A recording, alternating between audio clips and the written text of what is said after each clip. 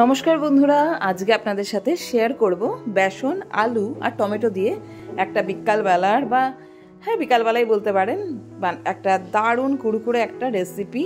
এটা খেতে কিন্তু দুর্দান্ত। আপনি যদি বাড়িতে এটা বানান, আমি গ্যারান্টি দিচ্ছি আপনাকে কিন্তু সপ্তাহে 2 থেকে 3 বার এই রেসিপিটা অবশ্যই বানাতে হবে। তো চলুন দেখে নিই। আমি গীতা, আপনারা দেখছেন রাজগীত কিচেন। তো এখানে আমি 1.5 হাতা মতো বেসন নিয়ে নিয়েছি। এবার এর মধ্যে দিয়ে দেব একটু স্বাদ মতো কাঁচা লঙ্কা।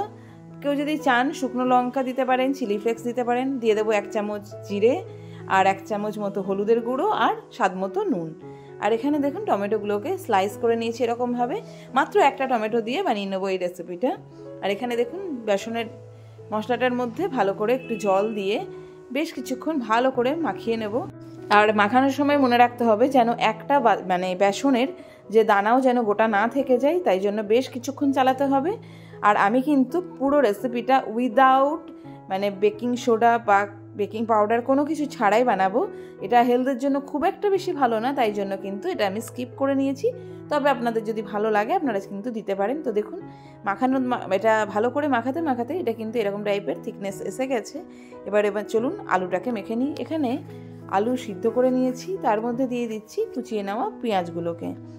আর এর মধ্যে দেব ঝালের জন্য কাঁচা লঙ্কা, যে যেমন ঝাল খান সেরকম কাঁচা লঙ্কা দিয়ে দেবেন। আর দিয়ে দেবো একটু ভেজে রাখা জিরে, আর দিয়ে দিচ্ছি স্বাদ মতো নুন। চাইলে কেউ ধনেপাতা এর মধ্যে অ্যাড করতে পারেন, না থাকলে কোনো অসুবিধা নেই। তো দেখুন এটাকে কি সুন্দরভাবে ভালো করে নুনটাকে এবং পুরো মশলাটাকে ভালো করে মাখিয়ে নিচ্ছি। এবং এটা মাখিয়ে নেওয়ার পরে যে টমেটোগুলো এখানে আমি নিয়েছি স্লাইস করে, সেটার মধ্যে কিভাবে মাখাচ্ছি চলুন দেখে নিচ্ছি। তো দেখুন এখানে স্লাইসগুলো এইভাবে কেটে এর এক পিঠে এরকমভাবে আলুটাকে উপর থেকে দিয়ে দিলাম। এবার চেপে দিয়ে অপোজিট সাইডে যেটা আছে সেখানেও কিন্তু আমি আলুটাকে অ্যাড করে দিচ্ছি। তো দেখুন দুবার দিয়ে এবার 2 হাতে করে ভালো করে চেপে দিচ্ছি 2 সাইডটা। এবার আমি একটা পাত্রের মধ্যে সমস্ত যে বানিয়ে রাখা এই রেসিপিটার প্রত্যেকটা ডো নিয়ে নিয়েছি। এবার আমি এগুলোকে চলুন ভেজে নিচ্ছি।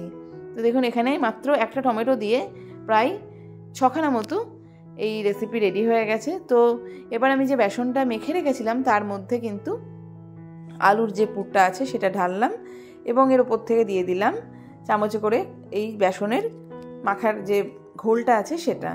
এবার দেখুন কড়াইয়ের মধ্যে তেল গরম হতে দিয়ে দিয়েছিলাম। কড়াইটা যদি আপনি বড় নেন তাহলে কিন্তু তেল বেশি লাগবে, তবে যদি ছোট কড়াই থাকে এরকম তাহলে কিন্তু আপনার ভাজতে কিন্তু একটু সময় লাগবে, বেশি বড়া ভাজা হবে না। তবে এর মধ্যে কিন্তু অল্প তেলের মধ্যে কিন্তু আপনি বড়াগুলোকে ভেজে নিতে পারবেন। এবং দেখুন এটাতে যখন আমি দিচ্ছি এগুলো একদম ডুবোভাবে ভাজা হচ্ছে। তো যে যেরকম পাত্র নেবেন সেরকম অনুযায়ী কিন্তু আপনাকে তেল দিতে হবে, কারণ কি ভালোভাবে ডুবো তেলেই কিন্তু এগুলোকে ভেজে নিতে হবে। তো একটা বড়া দেওয়ার পরে এবার আমি এটাকে উল্টে দেবো। দেখুন কতটা সুন্দর লাগবে। আর একটা বড়াও আমি এখানে দিয়ে দিয়েছি এবং এই বড়াটা দেওয়ার পরে এক পিঠ যখন হয়ে গেছে দেখুন কি সুন্দর আর এক পিঠ কি সুন্দর কালার হয়ে গেছে। এবং অপোজিট সাইডটাও কিন্তু দেখুন উল্টে দিলাম, খুব সুন্দরভাবে কিন্তু ঘুরে গেল। তো যখনই ঘুরে যাবে জানবেন এক পিঠ কিন্তু খুব সুন্দর ভাজা হয়ে গেছে।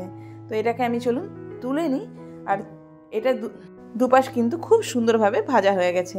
আর দেখতে দেখুন কি সুন্দর হয়েছে। এভাবে আমি প্রত্যেকটা কিন্তু ভেজে নিয়েছি এবং সার্ভ করে নেব চলুন পাত্রের মধ্যে।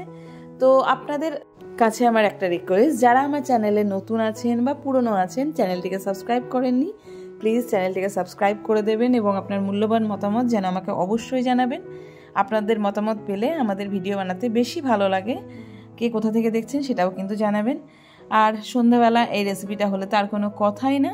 তো চলুন সার্ভ করে নেব। তার আগে আমি এগুলো কেটে দেখিয়ে দিই কেমন হয়েছে।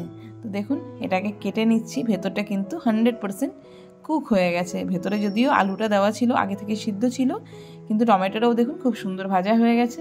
তো আজকে এখানে রাখছি। ভিডিও ভালো লাগলে অবশ্যই like, comments, share and subscribe করে দেবেন। Thank you.